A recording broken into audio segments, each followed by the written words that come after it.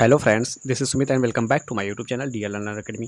जैसा कि आप सभी को पता है कि आज की तारीख क्या है, 27। आज 27 तारीख है और 27 तारीख के जितने भी इंपॉर्टेंट क्वेश्चन बन सकते हैं वह सब हम इस वीडियो में डिस्कस करने वाले हैं। इस वीडियो की पीडीएफ फाइल आप हमारे टेलीग्राम चैनल पर जाकर ले सकते हैं या फिर वीडियो के डिस्क्रिप्शन बॉक्स में से आप जाकर डाउनलोड कर सकते हैं। ठीक है, तो आपको एक बात और बता दें कि डेली के करंट अफेयर्स हमारे यूट्यूब चैनल पर सुबह 6 बजे वह अपलोड कर दिए जाएंगे, जहां से आप इसको देख सकते हैं और अपनी तैयारी को बहुत ही मजबूत बना सकते हैं। हमारे चैनल पर एनटीपीसी और यूपीएसआई ठीक से रिलेटेड वीडियो अपलोड कर दी जाती हैं, वो भी हैंड रिटन। ठीक है, आप मान सकते हैं कि कितनी भी बेहतरीन वीडियो हम कितनी बेहतरीन टॉपिक को कवर कर रहे हैं हम। आप जाकर एक बार देखिए। अगर आप चैनल पर नए हैं तो चैनल को सब्सक्राइब कर लीजिए, वीडियो को लाइक कर दिया कीजिए और वीडियो को शेयर कर दिया कीजिए, ताकि वीडियो उन सब तक पहुंच सके जिसको इसकी ज़रूरत है। तो चलिए हम बिना किसी देरी के स्टार्ट करते हैं आज का अपना टॉपिक। आज का हमारा पहला प्रश्न है, भारत का पहला CO2 से मेथेनॉल, ठीक है, CO2 से मेथेनॉल पायलट प्लांट जो है किस राज्य में स्थापित किया गया है, हमको ये बताना है। आपके ऑप्शन है महाराष्ट्र, गुजरात, कर्नाटक, तमिलनाडु। तो आप सभी को पता होगा कि अभी हाल ही में महाराष्ट्र राज्य में, ठीक है, इसका सही जवाब जो है महाराष्ट्र होगा। भारत का पहला CO2 से मेथेनॉल पायलट प्लांट जो है, जिसकी क्षमता कितनी है, 1.4 टन प्रतिदिन है, पूरे महाराष्ट्र में स्थापित किया गया है। ठीक है, यह अग्रणी परियोजना CO2 कैप्चर और उपयोग तकनीकों को प्रदर्शित करने के लिए डिजाइन की गई है, जो भारत की शुद्ध शून्य कार्बन उत्सर्जन की यात्रा के लिए महत्वपूर्ण है। यह पहला भारत की ऊर्जा आत्मनिर्भरता और सतत विकास के लिए बहुत ही लाभकारी सिद्ध होने वाला है। ठीक है, तो यह कहाँ पर स्थापित किया गया है, ये महाराष्ट्र राज्य में स्थापित किया गया है। चलिए अपने अगले प्रश्न की तरफ बढ़ते हैं, देखते हैं हमारे अगले प्रश्न में क्या दिया गया है। अगला प्रश्न हमारा क्या कह रहा है कि कौन सा देश जो है अमेरिका के साथ साझेदारी के माध्यम से अपना पहला राष्ट्रीय सुरक्षा सेमीकंडक्टर निर्माण संयंत्र स्थापित करने के लिए तैयार है। इसकी ऑप्शन है, option a Japan, option b दक्षिण कोरिया, ऑप्शन सी जर्मनी या ऑप्शन डी भारत। तो इसका जो सही जवाब है वह होगा आपका भारत। ठीक है, भारत जो है अमेरिका के साथ साझेदारी के माध्यम से अपना पहला राष्ट्रीय सुरक्षा सेमीकंडक्टर निर्माण संयंत्र स्थापित करने के लिए तैयार है। तो चलिए थोड़ा सा इसके बारे में हम जान लेते हैं। भारत संयुक्त राज्य अमेरिका के साथ मिलकर अपना पहला राष्ट्रीय सुरक्षा सेमीकंडक्टर निर्माण संयंत्र स्थापित करने जा रहा है। शक्ति नामक इस परियोजना का क्या नाम है, शक्ति। ठीक है, यहाँ से आप ध्यान दीजिएगा। शक्ति नामक इस परियोजना में उन्नत संवेदन संचार और पावर इलेक्ट्रॉनिक्स पर ध्यान केंद्रित करते हुए दूरसंचार के लिए जो है सैन्य घटकों का उत्पादन किया जाएगा। ठीक है, तो चलिए हम आगे देखते हैं हमारे अगले प्रश्न में क्या दिया गया है। अगला प्रश्न हमारा क्या कह रहा है कि किस हवाई अड्डे का नाम बदलकर जगत गुरु संत तुकाराम, ठीक है, जगत गुरु संत तुकाराम महाराज हवाई अड्डा रखा जाएगा। इसके ऑप्शन है, ए नागपुर हवाई अड्डा, बी पुणे हवाई अड्डा, सी मुंबई हवाई अड्डा या डी औरंगाबाद हवाई अड्डा। तो इसका जो सही जवाब होगा वह होगा आपका क्या, मुंबई हवाई अड्डा। ठीक है, मुंबई महाराष्ट्र हवाई अड्डा जो है उसका नाम बदलकर जगत गुरु संत तुकाराम महाराज हवाई अड्डा रखा जाएगा। तो चलिए थोड़ा सा इसके बारे में हम जान लेते हैं। महाराष्ट्र सरकार ने पूज्य संत जगत गुरु संत तुकाराम महाराज एयरपोर्ट का नाम बदलकर जगत गुरु संत तुकाराम महाराष्ट्र एयरपोर्ट करने को मंजूरी दे दी गई है। ठीक है, अब उसके आगे क्या कह रहा है कि करने की मंजूरी दी गई है ताकि भागवत धर्म में उनके योगदान को सम्मान दिया जा सके। संत तुकाराम का जन्म एयरपोर्ट के पास लोहगांव नामक स्थान पर हुआ था। तो चलिए हम अपने अगले प्रश्न की तरफ चलते हैं, देखते हैं हमारे अगले प्रश्न में क्या दिया गया है।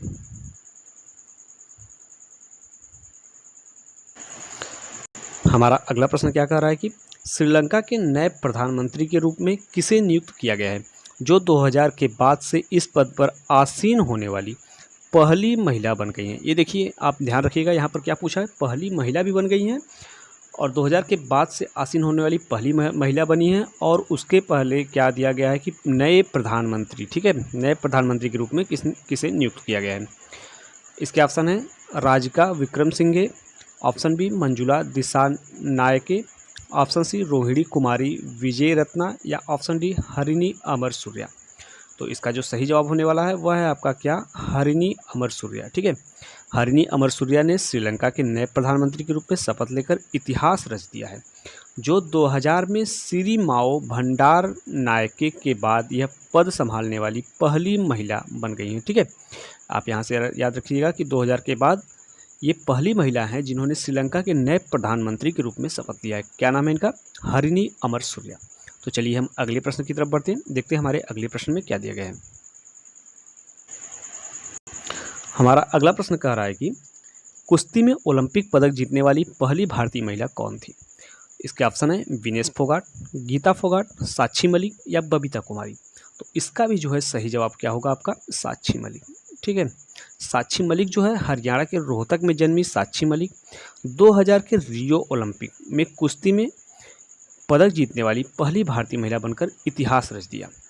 58 किलोग्राम फ्री स्टाइल वर्ग में प्रतिस्पर्धा करते हुए उन्होंने कांस्य पदक जीता था। कौन सा पदक जीता था, यहाँ पर याद रखिएगा आपने, इन्होंने कांस्य पदक जीता था। ठीक है, ये कौन थी, साक्षी मलिक थी। यह किस मतलब कहाँ पर जन्मी थी, हरियाणा के रोहतक में जन्मी थी। ठीक है, अब चलिए हम अपने अगले प्रश्न की तरफ बढ़ते हैं, देखते हैं हमारे अगले प्रश्न में क्या दिया गया है। अगला प्रश्न हमारा क्या कह रहा है कि हाल ही में सितंबर 2024 में फेडरल बैंक के प्रबंधक निदेशक और सीईओ की भूमिका किसने संभाली है। तो इसके ऑप्शन है Shyam Srinivasan, option B KVS Manian, option C Uday Kotak या ऑप्शन डी संदीप बख्शी।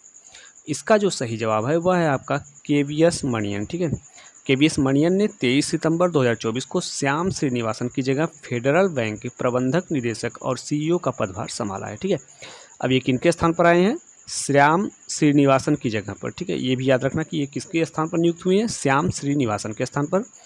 किस बैंक में, फेडरल बैंक में। ठीक, अब कौन नियुक्त हुए हैं, केवीएस मणियन। ठीक, इतनी बातें आपको ध्यान रखनी होगी क्योंकि ये कुछ भी पूछ सकता है, किसके स्थान पर आए हैं या फिर कौन आए हैं, किस बैंक में आए हैं, ये कुछ भी पूछ सकता है। तो हमें ये सब बातें याद रखनी होगी। और आपसे बस इतना ही रिक्वेस्ट है कि यदि आप चैनल पर नए हैं तो चैनल को सब्सक्राइब कर लिया कीजिए। ठीक है, वीडियो को आप लाइक कर दिया कीजिए और शेयर कर दिया कीजिए ताकि वीडियो सभी तक पहुंच सके और जिसको इसकी ज़रूरत है। यदि आप एसएससी जीडी, यूपीएसआई, एनटीपीसी का एग्ज़ाम देने के इच्छुक हैं या फिर देने वाले हैं तो आप हमारे चैनल से जुड़कर उसकी प्रिपरेशन कर सकते हैं। यहाँ पर आपको हैंड रिटन बुक नोट्स जो है प्रोवाइड किए जाएंगे और बुक का भी सॉल्यूशन करवाया जा रहा है। तो चलिए बिना किसी देरी के आप जल्द से जल्द चैनल पर जुड़ जाइए और भी लोगों को शेयर कर दिया कीजिए। चलिए हम अपने अगले प्रश्न की तरफ बढ़ते हैं, देखते हैं हमारे अगले प्रश्न में क्या दिया गया है। अगला प्रश्न हमारा कह रहा है कि तैराक प्रत्याशा रे जो है किस राज्य से हैं। प्रत्याशा रे जो है किस राज्य से हैं, ये एक तैराक हैं। यहाँ पर देखिए आपकी एक क्वेश्चन क्लियर हो गया, प्रत्याशा रे किस खेल से संबंधित है, तो ये तैराक से हैं। ठीक है, और किस राज्य से हैं ये हमें पूछा गया है, जिन्हें एकलव्य पुरस्कार से नवाजित किया गया है। अब यहाँ पर देखिए प्रत्याशा रे को किस पुरस्कार से नवाजा गया है, तो एकलव्य पुरस्कार से सम्मानित किया गया है। किससे संबंधित है, तैराक से संबंधित है। ठीक, अब पूछा है कि किस राज्य से, महाराष्ट्र, केरल, उड़ीसा या पश्चिम बंगाल। तो तैराक प्रत्याशा रे जो हैं ये आपके उड़ीसा राज्य से हैं। ठीक है, ये बात याद रखिएगा, ये उड़ीसा राज्य से इन्हें क्या मिला था, एकलव्य पुरस्कार मिला था। किससे संबंधित है, तैराक से संबंधित है। ठीक, 2 से 3 क्वेश्चन यहाँ क्लियर हो रहे हैं एक प्रश्न में, इनके बारे में थोड़ा सा जान लेते हैं।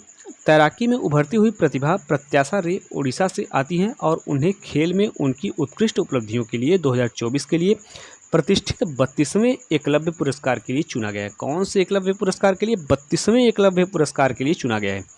यह सम्मान न केवल उनकी व्यक्तिगत प्रतिभा को दर्शाता है बल्कि खेल के क्षेत्र में ओडिसी की बढ़ती प्रमुखता को भी दर्शाता है, जो इसे राज्य के खेल समुदाय के लिए गर्व का क्षण बनाता है। ठीक है, देखिए यहाँ से कितने क्वेश्चंस क्लियर हो रहे हैं। इन्हें 32वां एकलव्य पुरस्कार दिया गया है, यह तैराक से संबंधित है और एक उड़ीसा राज्य से संबंधित है जिन्हें एकलव्य पुरस्कार से नवाजा गया है। ठीक है, 2 से 3 क्वेश्चंस यहाँ पर आपके क्लियर हो रहे हैं। चलिए अगले प्रश्न की तरफ बढ़ते हैं, देखते हैं हमारे अगले प्रश्न में क्या दिया गया है। ये है हमारा इम्पोर्टेंट नोट्स। ठीक है, इसमें क्या दिया गया है, अभी हाल ही में एशिया पावर इंडेक्स में जापान को पछाड़कर भारत तीसरा सबसे ताकतवर देश बन गया है। ठीक है, कौन से नंबर का, तीसरा। ठीक है, सबसे ताकतवर देश बन गया, किसमें ये प्रसारित किया गया था, एशिया पावर इंडेक्स की में। ठीक है, और जापान जो है 4थे नंबर पर चला गया है। भारत सरकार के सूचना एवं प्रसारण मंत्रालय ने इसकी जानकारी हमें दी।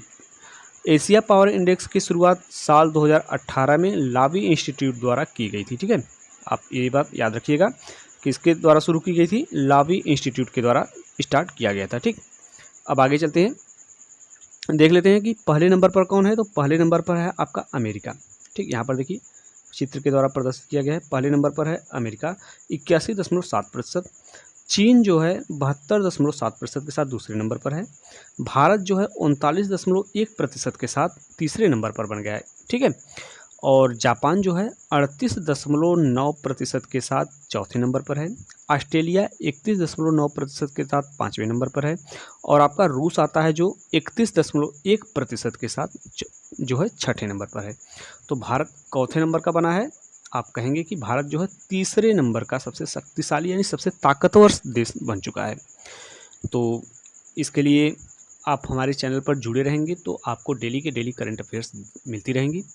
तो चलिए आज के लिए बस इतना ही, आपसे बस इतना ही गुजारिश है कि आप चैनल को सब्सक्राइब कर दीजिए, वीडियो को शेयर कर दिया कीजिए ताकि वीडियो सभी तक पहुंच सके। और ऐसे ही ढेर सारे टॉपिकों को कवर करने के लिए आप हमारे चैनल से जुड़ सकते हैं। हमारे यहाँ UPSI, SSC GD और यूपी पुलिस से संबंधित सभी मतलब एग्ज़ाम को कवर कराया जाता है। PDF नोट्स भी प्रोवाइड किए जाते हैं। और रही बात कि आपकी तैयारी को बुक सॉल्यूशन के द्वारा भी बहुत ही अच्छे तरीके से कराया जा रहा है।